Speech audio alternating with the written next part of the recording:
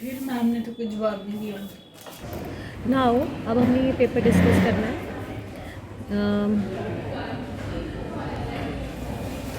पहला क्वेश्चन है floral diagram of Solanaceae and Brassicaceae. तो मैंने कोशिश की है कि वही हम इस समय पढ़े जो हमारे सिलेबस में है।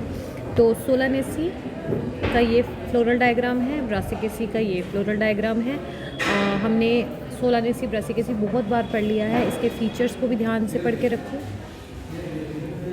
इसके फ्लोरल फार्मूला को भी पढ़ो। जैसे हम इसको फ्लोरल फार्मूला अगर मैं ध्यान से देखूँ तो मैं उसको देख सकती हूँ। देखो कितना पहला क्या आता है, मैंने हमेशा पढ़ाया है स्पैग।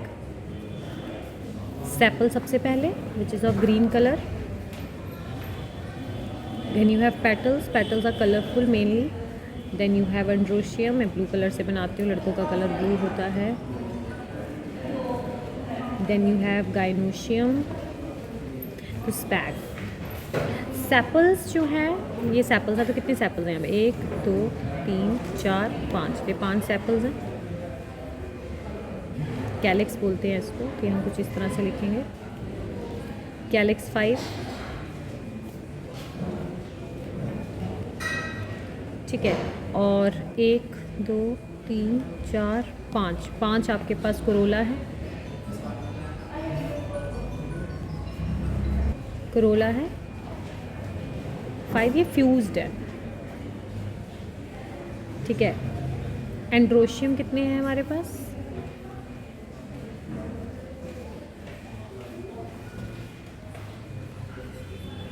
5 फ्री है, पर ये एपीपेटलस कंडीशन है, तो इस तरह से लिखेंगे आप। गाइनोशियम बाइकार्पेलरी है,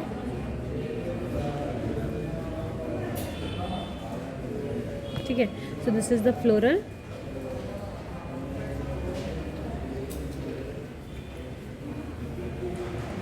formula.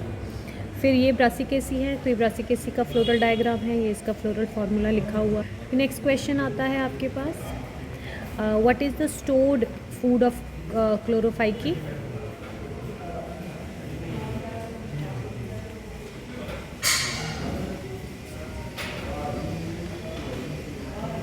So stored food of chlorophyki is starch. Double fertilization is a feature of angiosperms. Where does photolysis of water takes place in thylakoid lumen? What is the reaction center of PS1 700? Why bryophytes are known as amphibians of plant kingdom? ये हमने बार बार पढ़ा है, इनको sexual reproduction जो है वो के लिए प्लांट को इसके ऊपर इंटैक्ट रहना पड़ता है, दैट इज़ वाई।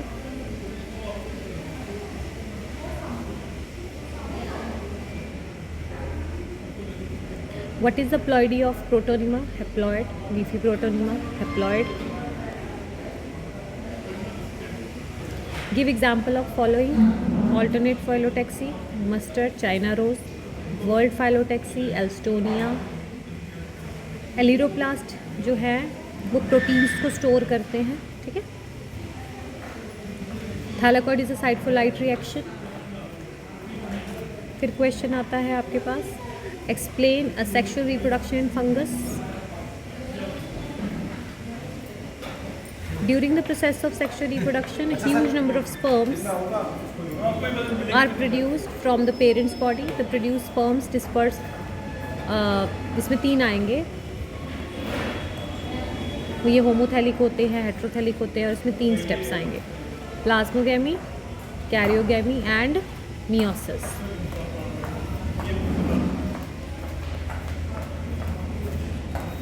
फिर आता है transfer section of monocot stem. ये मोनोकॉट स्टेम का एक ट्रांसफर सेक्शन है। यहाँ पे आपको लेबलिंग भी करनी है, जो आपने लेबल यहाँ पे, ये ग्राउंड टिश्यू है, ये स्कैटर्ड होता है, तो कैसे स्कैटर्ड ग्राउंड टिश्यू है। This is epidermis, hypodermis, ground tissue, vascular bundle.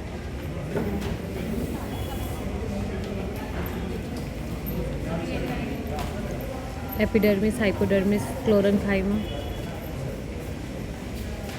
Vascular bundle scattered है, वस्कुलर बंडल में ऐसे कैविटीज़ होती है, लाइसोजेनिक कैविटीज़ होती हैं, ठीक है। तो ये सारा आपको इसमें ऐड करना है। Then you have Z scheme. Z scheme आपको नॉन साइक्लिक फोटोफॉस्फोराइलेशन में दिखती है, ठीक है।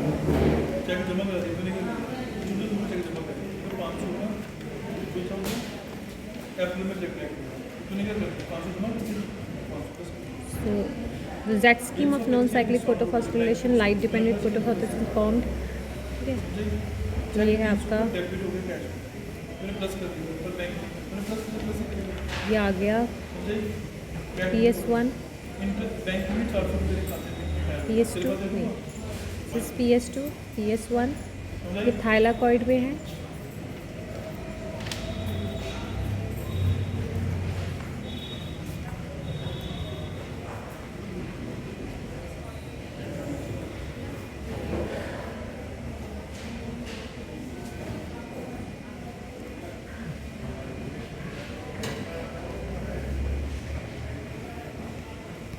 ठीक है, यहाँ से इलेक्ट्रॉन, ये इलेक्ट्रॉन इधर गया, इलेक्ट्रॉन एक्सेप्टर, फिर ये साइटोक्रोम कॉम्प्लेक्स, यहाँ पे ATP बन रहा है, ये इधर जाएगा। तो ये नॉन साइक्लिक, तो ये हो गई जेड स्कीम। ये सारा प्रोसेस कहाँ हो रहा है? इधर हो रहा है, ठीक है। तो ये आपका बहुत अच्छा दिया है।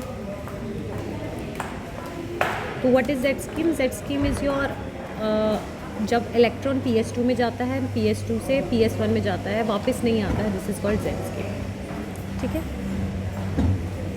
व्हाट इज़ एम्फीबॉलिक पाथवे पे मैंने NCERT से ही उठाया है, तो आप NCERT से उठा सकते हैं। एम्फीबॉलिक पाथवे आपको 3 नंबर में आ सकता है, एम्फीबॉलिक पाथवे। तो ये एक एम्फीबॉलिक पाथवे मैंने यहाँ ड्रॉ किया है। तो यहाँ पे 3 सबस्ट्रेट्स हैं, 1 2 3। तो कार्बोहाइड्रेट्स में ग्लूकोज, ये ग्लाइकोलाइसिस है, ठीक है। ये एक रेप साइकिल है। Fats, fatty acids, fatty acids, जब फैट टूटेगा तो fatty acid and it will break down into acetyl coenzyme में dihydroxy acetone phosphate, amino acid will break down into pyruvic acid.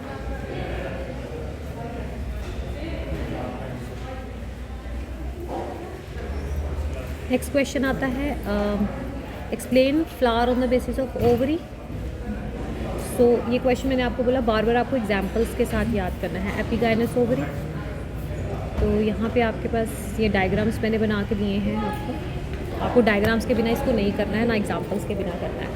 So this is epigynous ovary, ये perigynous ovary and ये hypogynous ovary. सो epigynous ovary, ovary नीचे,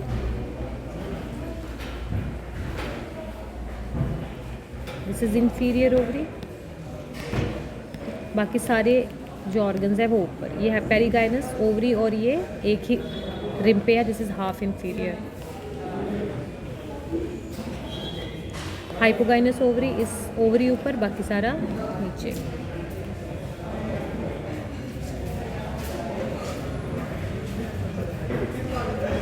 ठीक है, समझे? तो इसके examples याद रखने हैं। This is mustard, China rose, brinjal. Perigynous ovary is your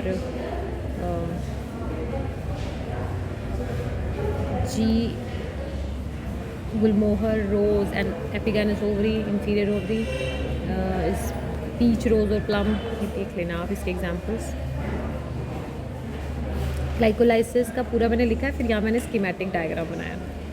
अब इस स्कीमेटिक डायग्राम के साथ साथ यू नीड टू अंडरस्टैंड कि आपने इसमें पूरा इसके आपको बताना है कि ग्लाइकोलाइसिस पर मैंने सारा लिखा है। साइटोग्लाइकोलाइसिस,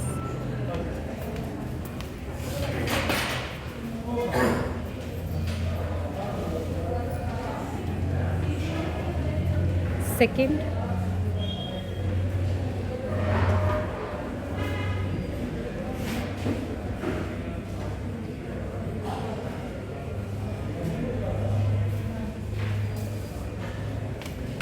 ठीक है। सो ये सारा है, you can put hexokinase enzyme here, this is pyruvic acid. आपने बताना है इसके इसमें ऑक्सीजन की रिक्वेस्ट सब लिखना है, फिर आपने ये बनाना है और लास्ट में आपने बैलेंस शीट बनानी है।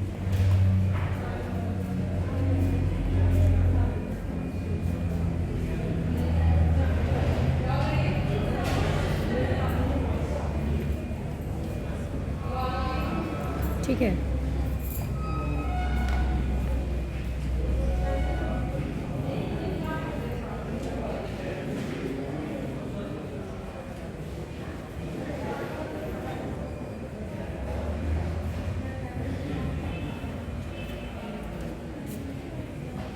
ठीक है, तो दिस इज हमने ये बनानी है।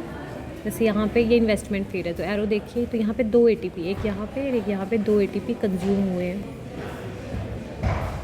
तो आप लिखेंगे।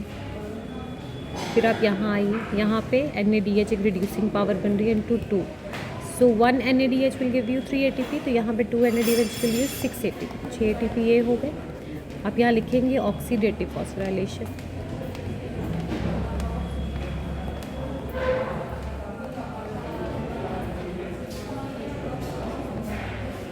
ठीक है, इंटू 2 इंटू 2, तो ये जो दोनों हैं, ये दोनों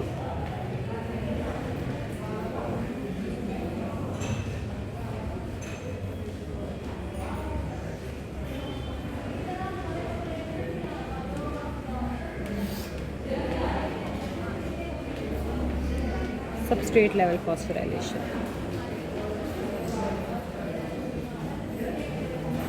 480। अब इस 4 में से आपको 2 माइनस करने हैं, ये जो 2 आपने ऊपर यूज़ किए, यू विल हैविंग 2 ATP। ठीक है, तो टोटल देखो कितना आया, 6 यहाँ 2 यहाँ, तो टोटल लाइकोलाइसिस में कितना ATP है बेटा, 8 ATP। ठीक है, तो टोटल ATP कितना हो गया, 8 ATP। Got it.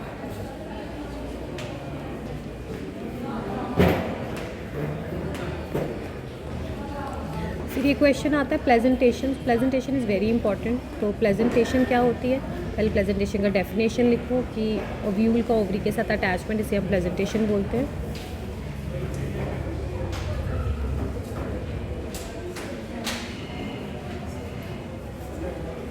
ये मार्जिनल प्रेजेंटेशन है।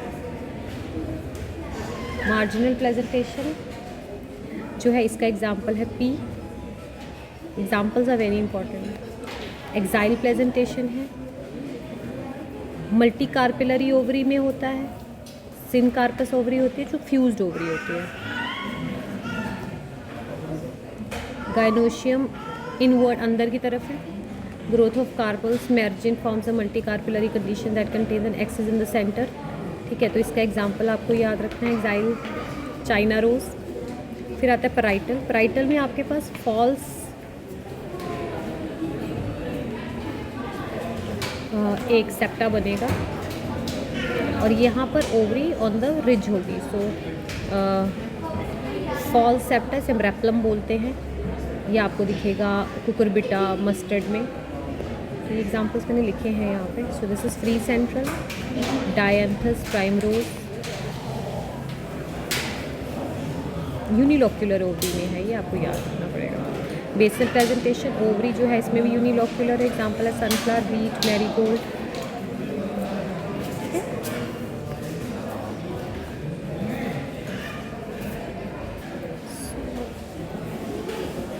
Next question, basal presentation. यहाँ पे क्वेश्चन है क्वानोसाइट्स आर प्रेजेंट इन, ये आपको दिखेगा पॉरीफेरा, स्पॉन्जेस पे।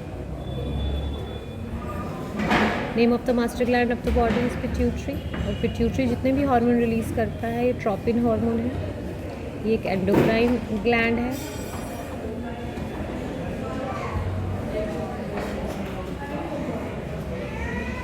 What is emphysema? Emphysema is primarily a pathological diagnosis that effects air spaces जो ब्रोंकियोल के टर्मिनल, मतलब एंड के ब्रोंकियोल्स पे होती है। यहाँ पर लंग एयर स्पेस कम हो जाती है, permanent enlargement of lung air space enlarge हो जाती है और इनकी वॉल्स ख़राब हो जाती हैं। ठीक है, और इलास्टिसिटी लूज़ हो जाती है, इसे एम्फिसीमा बोलते हैं। बाइकस्पिड वॉल का अदर नाम क्या है? बाइकस्पिड वॉल का अदर नाम है मिट्रल वॉल। ठीक है, ये features of arthropoda. Arthropoda triploblastic है, सेगमेंटेड है, organ level, organ system level of organisation है, हेड, थॉरैक्स एंड एब्डोमेन है। ठीक है, ये फीचर्स लिखो, एग्जांपल लिख देना एक। हाउ बर्ड्स फ्लाई, तो इसका आंसर में है they have pneumatic bones, streamlined bodies, their flowerings are modified into wings, their forewings are modified into wings, hollow bones होती है, pneumatic bones कहते हैं जिनको, कि सारे कारण हैं। JGA क्या होता है? JGA is, so this is JGA, juxtaglomerular apparatus। So ये juxtaglomerular apparatus, so juxtaglomerular apparatus is a group of specialized cells from efferent arteriole and distal convoluted tubule।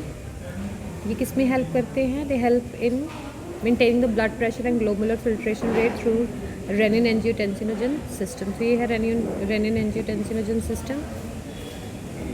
इसमें आएगा, ये एंजियोटेंसिनोजन है। जब ग्लोमेरुलर प्रेशर गिर जाएगा तो रेनिन सिक्रीट होगा जो कि लीवर में है। रेनिन इसको एक्टिव करके एंजियोटेंसिनोजन 1 बनाएगा, 1 से 2 बनेगा। 2 क्या करेगा? एल्डोस्टेरोन को एक्टिव करेगा। एल्डोस्टेरोन सोडियम की रिटेंशन मतलब वापस लेगा। वासो कंस्ट्रिक्शन, ब्लड वेसल्स को थोड़ा सा टाइट करेगा, मतलब कंस्ट्रिक्ट करेगा, और ग्लोमेरुलर प्रेशर जो है वो आपका इंक्रीज होगा। नेक्स्ट क्वेश्चन है हमारे पास,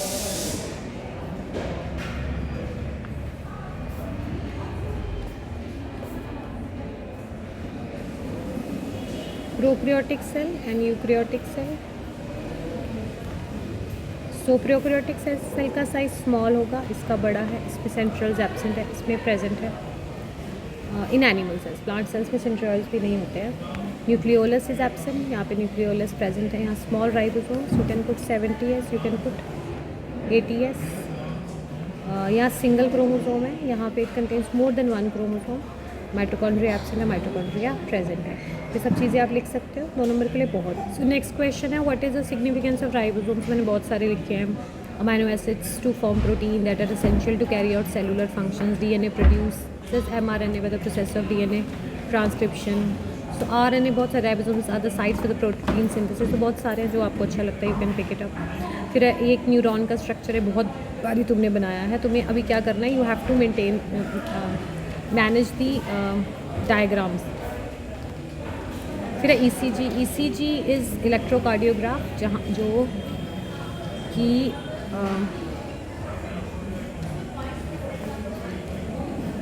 PQRST है। आपको ये ग्राफ वहाँ पे बनाना है और फिर आपको हर एक का बताना है कि P वेव आपको क्या बता रही है, इलेक्ट्रिक एक्साइटेशन ऑफ आर्ट्रिया।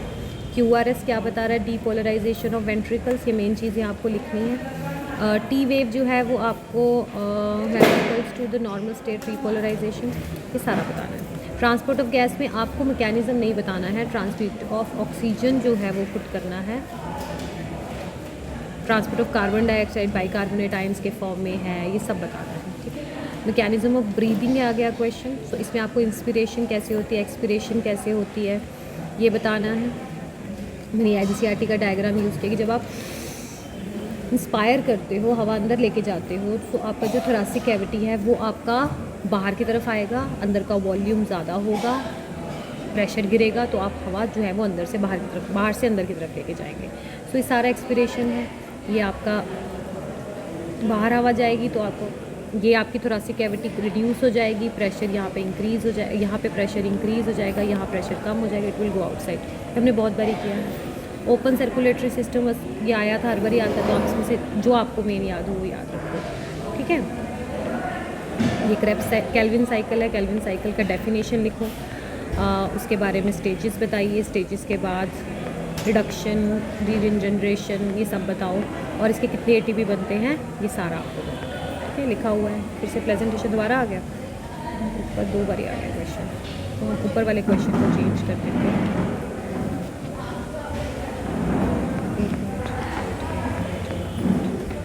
ये क्वेश्चन यहाँ नहीं होना चाहिए, ये नहीं होना चाहिए। तो नेक्स्ट क्वेश्चन है फाइलम पॉरीफेरा। तो इसके फीचर्स आपको लिखने हैं। देखो मैंने कितना कैसे बनाया है इस क्वेश्चन को। के फीचर्स लिखिए प्रॉपर, वो कहाँ मिलता है, उसकी बॉडी के बारे में, उसके ऑर्गेनाइजेशन के बारे में लिखो। उसकी क्लासिफिकेशन भी मैंने यहाँ पे ऐड की हुई है, वो लिखो। ये काउंटर करंट मैकेनिज्म है, इसका डायग्राम ऐड करो, इसका प्रॉपर डेफिनेशन लिखो। ठीक है, सारा आपने बार बार पढ़ा, तो लर्न करो और जितना लर्न कर सकते हो उतना भी। ठीक है।